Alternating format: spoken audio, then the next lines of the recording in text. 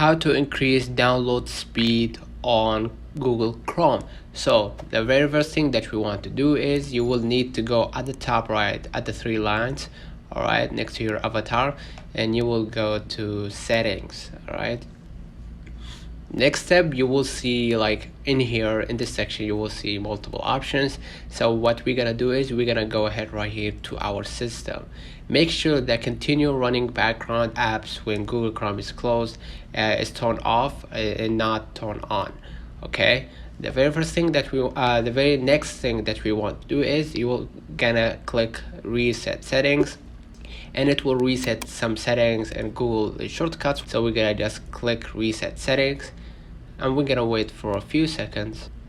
And the last thing that I want to make sure of is by just going right here at the top right and you will go right here to extensions and go to manage extensions. I've seen a lot of people have like more than 10 apps that unnecessary.